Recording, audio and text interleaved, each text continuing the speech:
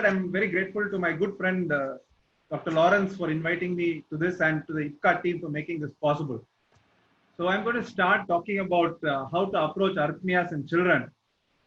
And it's a pretty vast topic, and I'm going to highlight a few things which I feel need a little bit more discussion. So we'll briefly talk about the tachyarrhythmias. I'm not going to really speak about bradyarrhythmias this time because for want of time and not able to dwell on each thing properly enough. And I'm not going to dwell too much on ventricular tachycardias. I'm going to primarily be talking about supraventricular tachycardias, which are quite common in children. And I'll also talk briefly about the role of the esophageal EP study, which is something which is good to use in children, particularly neonates. So supraventricular tachycardias, when you see in a child, usually 1 in every 1,000 children can have a SVT. And it's by far the commonest tachyarrhythmia in children. So VT is not something that you see in children. When you see a child with a tachycardia, it's often an SVT. Even if you have a broad complex tachycardia, it usually is an SVT, which could be antidromic tachycardia. Of the supraventricular tachycardias that are seen in children, the mechanism responsible for it is re-entry in the vast majority. And about 50% of children present with SVT in the first year of life. Among those who have SVT, 50% of them have it in the first year of life. And of these, AVRT is by far the most common arrhythmia. So when you look at SVT in children, the major differentials you're looking at are AVRT, AVNRT, atrial tachycardias, and atrial flutters. So these are the 4 things I'm going to speak about.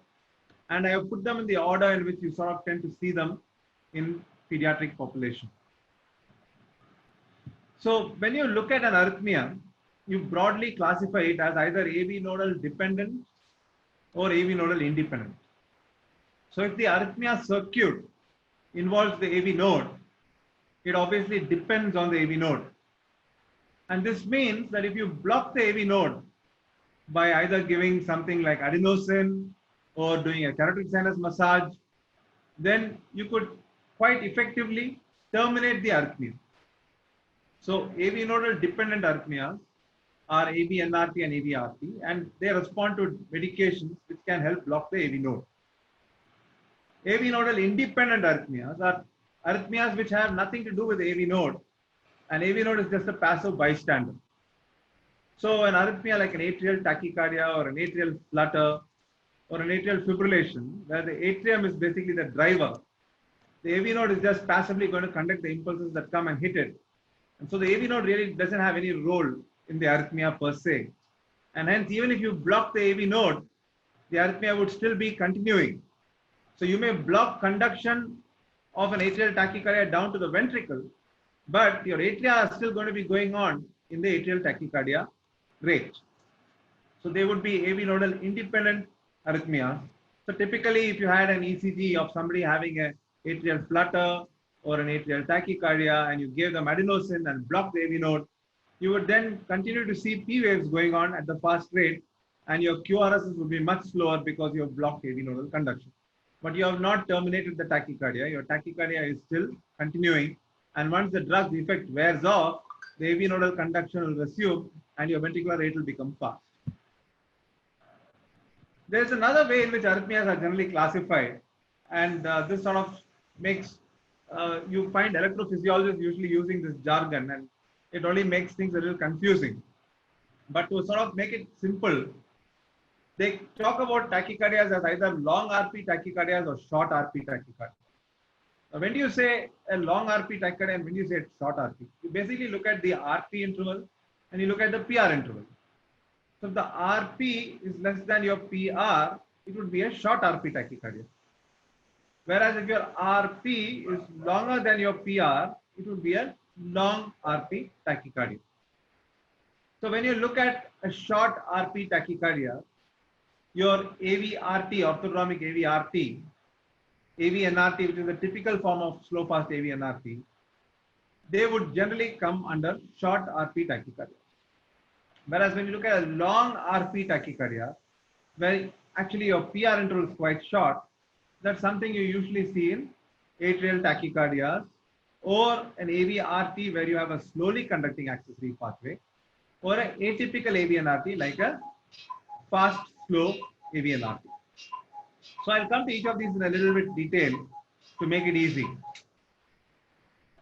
So starting off talking about AVRTs, this slide is basically trying to drive home the point that the younger the child is with an arrhythmia, the more likely it is going to be AVRT. So if you look at the incidence of AVRTs, it's 85% in children less than 1 year, 82% in those 1 to 5 years, 56% in 5 to 10 years. So you can see that as the child's age increases and a child presents with an SVT, the odds of it being an AVRT start dropping. So much so to say that if you actually have an ECG of a 1-year-old sent to you with an SVT, the odds that it's an AVRT are very, very highly likely. Now, there's another very important point to remember is that, you often have the parents of a child who's had a tachycardia. The parents are very anxious. Pediatric population, you always know that parents are very, very worried. And the parents will always ask you the question whether such a thing can happen again. The child came with an SVT and child probably went into failure, required admission, tachycardia terminated, all is well. You've started the child on medication and you're discharging the child. The parents will ask you, can this happen again? Now, the most important thing to remember is that if your initial presentation of an SVT happened after the child was 1 year of age, then the chance of it recurring is very, very high. SVTs that present less than 1 year of age as the first presentation, there's a good chance that over that 1 year, that accessory pathway regresses and the chance of you having the tachycardia thereafter becomes less. But when the SVT happens after 1 year of age, the first presentation of SVT happening after 1 year of age, the chance of it recurring is higher. We then move on to manifest and concealed pathways. Now, when you're looking at a manifest pathway and a concealed pathway, obviously manifest, the very English word manifest means it's obvious. It's declaring itself. So when you talk about somebody with a WPW syndrome, you're obviously referring to a pathway where there's pre-excitation. You're seeing evidence of pre-excitation, so you know that there's an accessory pathway that's declaring its presence there. And this may not be particularly apparent if you have a left-sided pathway. Now, when you have pre-excitation on an ECG, you know obviously that you have an accessory pathway that is capable of anti-grade conduction. Now, it's important to understand that these accessory pathways need not always be capable of conduction both ways. Sometimes you may have a pathway that can conduct only from top to down. Sometimes you may have a pathway that can conduct only from down to top. And sometimes you can have it capable of conduction both ways. But when you have an ECG showing you obvious pre-excitation, then you know for sure that you have a pathway that is capable of conducting anti-gradely. Now, an anti-gradely conducting pathway, which is on the left side, may not always present with a WPW. Now, I'll explain that in a short while, but it's important for you to know that of patients presenting with atrioventricular reentrant tachycardia, 55% of them have pre-excitation visible on the ECG. So look at this ECG and you can clearly make out that your PR interval is short. You have a negative in lead V1. So this obviously suggests that it's the arising current is traveling away from V1. So it's a right-sided accessory pathway. And it is negative in 3 and AVF, suggesting it's a posterior pathway. So it's a right posterior and you're starting to see an R wave in V2. So it's a right posteroseptal accessory pathway. But the point I'm trying to make over here is that when you look at these QRSs here, you hardly have a PR interval. And you have this QRS looking pregnant over here that suggests the presence of an accessory pathway. Now, we were just talking about pre-excitation and manifest pre-excitation. Now, when you look at the patient who's got an accessory pathway, if you look at this entire region, which is, I would like to call it as the kingdom of the ventricle. You know, in the olden days, you had various kingdoms like the Chola kingdom and the Pandya kingdom, and each king had its respective territory. So this entire region is the kingdom of the ventricle. And this region is normally ruled by the AV node because impulse comes down the AV node and activates the entire kingdom. Now, if somebody was to have an accessory pathway there's a possibility for current to come down the normal way as well as down the axillary pathway. Now, if it's a left-sided axillary pathway, the current from the sinus node has to travel across the atrium and come down all the way here to reach this pathway, whereas the AV node is located more close to the sinus node, and hence current is going to reach the AV node much earlier than it was to reach this pathway. So though this pathway is capable of antegrade conduction, it may not be manifest because current has reached the AV node, crossed the AV node, and once it crosses the AV node, it travels down really fast to activate the entire ventricle, giving you your QRS. So the point I tried to make was that when you see a manifest pathway, when you see an ECG showing pre-excitation, you know that this pathway is capable of antegrade conduction. But a patient may have a pathway capable of antegrade conduction, but you may not see it on the ECG.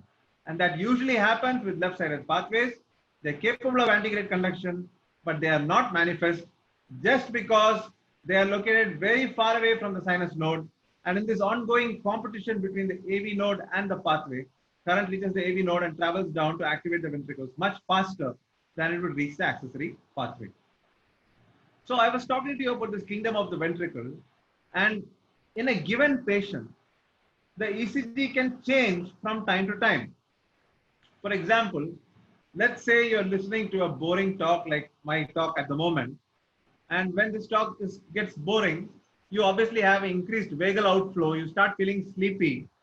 And when you have increased vagal outflow and feeling sleepy, the vagal outflow influences your AV node and slows down conduction of your AV node, which means current is going to travel down this way slower than usual, which gives a chance for the accessory pathway to take control over the entire ventricle.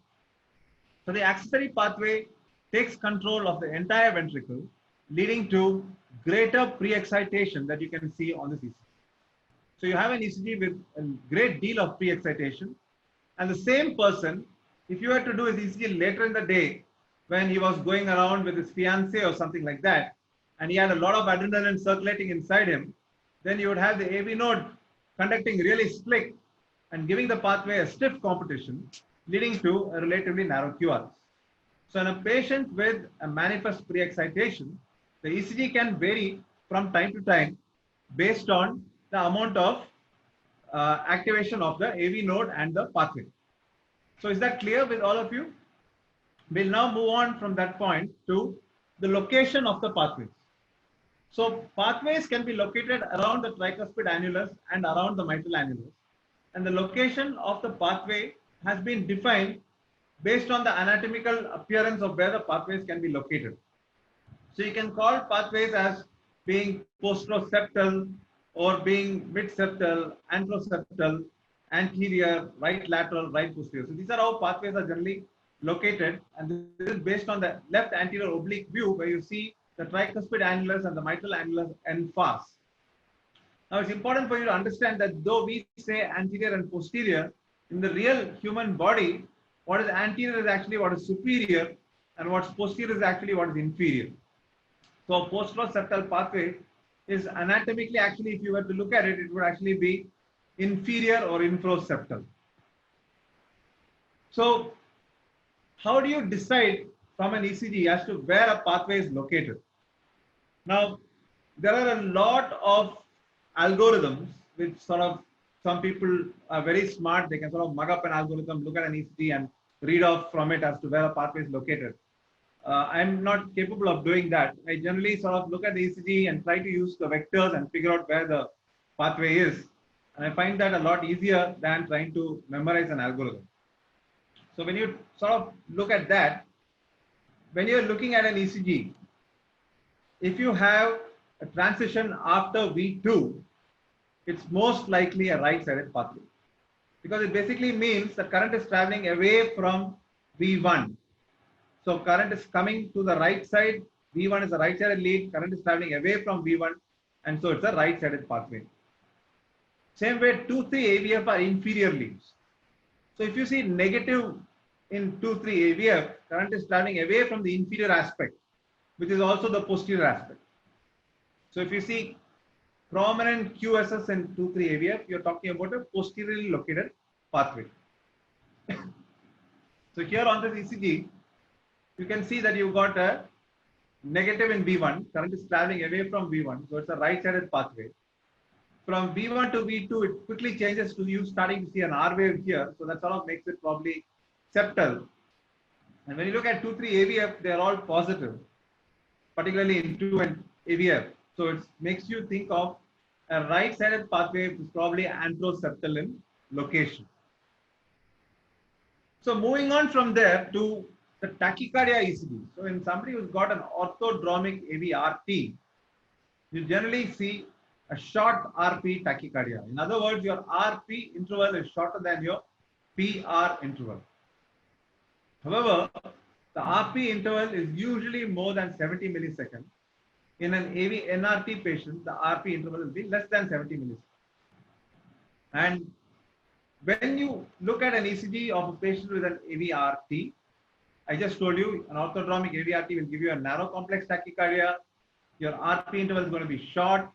But once you have that much sorted out, you try to look at the P wave, and from the way appearance of P wave, you try to figure out where the pathway is located.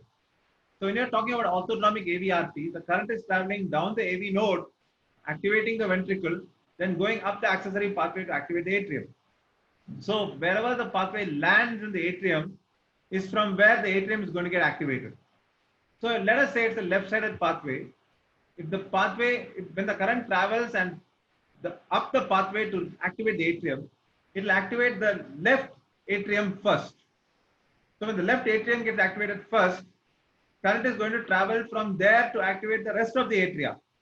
So the bulk of atrial activation is going to be happening from the left to the right side because your pathway landed on the left side, which means current is going to travel away from lead 1. And on this ECG, as you can see, you have negative P waves in lead 1. And a negative P wave in lead 1 means current is traveling away from lead 1 in the atria. And that suggests lead 1 being a left-sided lead. Obviously, the left atrium is activated first and current is traveling away from there. You know that you're dealing with a left-sided accessory pathway. And you again have a narrow complex tachycardia, and your RP interval is more than 70 milliseconds. Now I'll come to the reason why that is more than 70 in a short while. But it's very, very important for me to stress this to you all, is the importance of getting a 12-lead ECG. So I know there are a lot of people who have just finished their MBBS or watching this talk, and a lot of other MD physicians are watching this talk. It's very, very important for you to get a 12-lead ECG because that gives a lot of valuable information. So don't take a single rhythm strip from the DFib monitor and then say patient had tachycardia. SVTs are very, very unlikely to be hemodynamically unstable. In a child, the normal blood pressure is going to be 80 or 90 systolic. So don't record a 80 systolic, 90 systolic blood pressure and assume the child is crashing. Usually the nurse will be very anxious, and that anxiety of the nurse, like a referred pain, becomes a referred anxiety to the doctor, and the doctor immediately pushes in some adenosine or tries some carotid massage and terminates the arrhythmia. I would rather that you sort of get the ECG technicians down, get a 12-lead ECG recorded, and then terminate the arrhythmia. And even when you terminate the arrhythmia, make sure you're having a rhythm strip running of at least 3 or 4 channels running as you give adenosine, so that you can see how it terminates, whether it terminates as a P wave, terminates as a QRS. That gives you valuable information towards making your diagnosis. So when you have a 12-lead ECG over here, you see clearly that it's a long RP tachycardia. You see that your P waves are negative in 2,3 AVF, so you know that your atria are being activated from down to top. So it's in keeping with an orthodromic AVRT. Your RP being more than 70 milliseconds makes typical AV NRT unlikely. And you see negative P waves in lead 1. So straight away you know that you're dealing with a left-sided accessory pathway. Now this is of great importance to the electrophysiologist, because when he has to talk to the patient, he has to tell the patient that the child has got a pathway on the left side. When I'm going to do my ablation, I have to go to the left side. I'll have to do a transseptal puncture. A transseptal puncture can have complications, and you will explain the potential complications of transseptal puncture and get consent for the same. So, you know, getting this ECG is of great importance in various ways, more ways than one. We now move on to re-entry. So I just told you earlier that the vast majority of arrhythmias in children are due to re-entry. And two of them we just mentioned, one was AV-RT and the other was AV-NRT. So how does re-entry cause arrhythmias? Essentially, it has to do with two key terms. One is conduction velocity and the other is refractory period.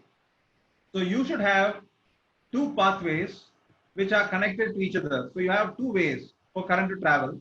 Here's one way and here's the other way. And these two ways should be connected proximally and distally.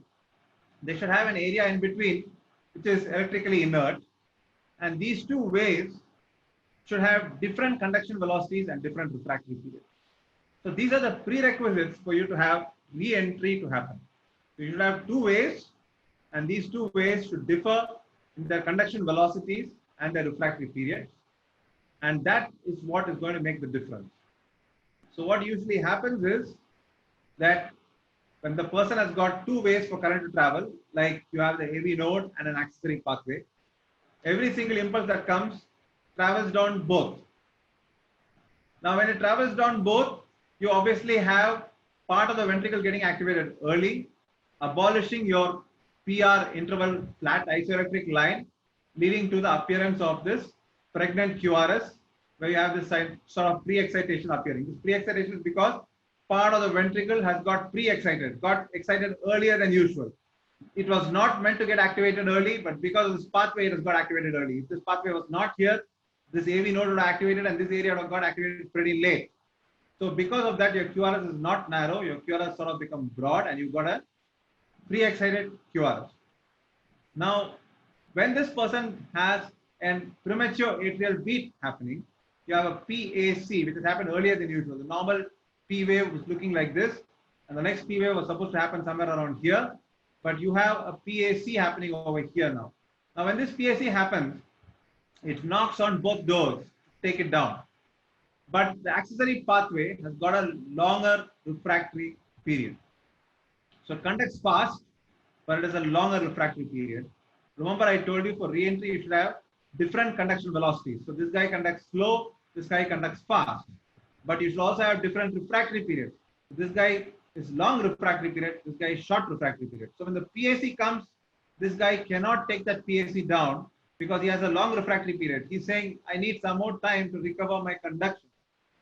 So this AV node takes the impulse down, and so the impulse travels down the AV node. Once it travels down the AV node, the QRS will look absolutely normal because every single part of the ventricle gets activated at the same instant.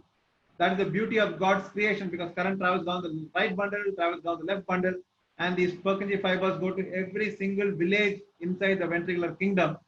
So everybody's light turns on at the same time. And so if this fellow got activated, he gave a small QRS, this guy gave a small QRS, and all these QRSs are superimposed on each other. And you are sitting from outside and looking at this heart on the ECG, and you end up seeing a thin, tall, handsome QRS. So this thin, tall, handsome QRS is the result of the activation of this entire ventricle down the AV node. Now, after this ventricle has got activated, the impulse now can travel back up because you've got this accessory pathway available, and he had a long refractory period. The impulse took a long time to come down this AV node, and that long time was enough for the impulse to now travel back up and activate the atrium. So you ended up having re-entry. The same impulse came down and re-entered by going up. So you have re-entry, orthodromic AV-RT has happened, impulse is traveling down AV node to the ventricle, then up accessory pathway, then atrium. It's important for you to understand that your tachycardia is going to be narrow QRS because you are activating the ventricles down the AV node. It's also important for you to understand that every single component of this is obligatory to the circuit. You need the atria, you need the AV node, you need the bundle of His, you need the bundle branches, you need the Purkinje fibers, you need the ventricle, you need the accessory pathway and the atria again. So for example, a patient is having orthodromic AV-RT and somebody were to theoretically cut off the atria, tachycardia will terminate. Having orthodromic AV-RT, somebody was to theoretically cut off the ventricle, tachycardia will terminate. tachycardia is going on, you cut off the AV node, tachycardia will terminate. Every one of these things is absolutely essential for this tachycardia to occur. And all of them are placed in series for this tachycardia to happen. So you can understand that only after the ventricle is activated can the atria get activated. It activates the ventricle, travels up the axillary pathway, then to the atria. So your P wave can happen only after the QRS. So your QRS happens and only after that will come your P wave. Your P wave will be negative because it's retrograde activation. So it will be negative in the 2-3 AVF leads. So you will now understand why this RP interval has to be more than 70 milliseconds. The reason it's more than 70 milliseconds is because it takes time. The atria cannot get activated at the same time as the ventricle. It can get activated only after the ventricle because they're all in a series circuit. So your ventricle gets activated, then your accessory pathway, and then your atrium gets activated. So this is just a cartoon to explain the same point that I was just making. So you have this patient who's got an axillary pathway and this AV node. So impulse comes down both, activating both initially. That's why you have a pre-excitation on ECG. But now there's a PAC that happens. When PAC happens, axillary pathway is saying, hey, I can't take you down. I have a long refractory period. So it goes down the AV node, but it's taking a long time to come down the AV node, by which time the axillary pathway has recovered conduction. And so it goes back up the axillary pathway, activating the atrium. Again down the AV node, activating the ventricle, then goes up the axillary pathway to activate the atrium. And that's why you have a RP interval which is short, but longer than 70 milliseconds. Though it's a short RP tachycardia, it will be longer than 70 milliseconds because this atrium can activate only after the ventricle. This entire thing is in series. And this cartoon describes a right-sided accessory pathway. So now the same thing can happen the other way around. If you had a tachycardia where the impulse went down the axillary pathway and then climbed up the AV node, that would be antidromic AVRT, and your QRS will end up looking broad because you're activating from here, the entire ventricle is getting activated abnormally. It is not getting activated down the AV node through these fibers such that every single village in the ventricle got current at the same time. When it gets activated antegradally down the axillary pathway, these villages will get current earlier and these villages will get current late. So you'll end up having a very broad QRS. So antidromic AVRT will result in a broad complex tachycardia, though it is still a supraventricular tachycardia. And the tachycardia essentially involves coming down the axillary pathway to the ventricles, then the bundle branches, AV node, atrium. So the same circuit going around in the opposite direction. Both these tachycardias involve the AV node. AV node is integral to the circuit, which means that if you block the AV node, you can terminate tachycardia. So they are all AV node dependent tachycardia. So this is again just showing you a broad complex tachycardia, which is actually an antidromic AVRT in a child.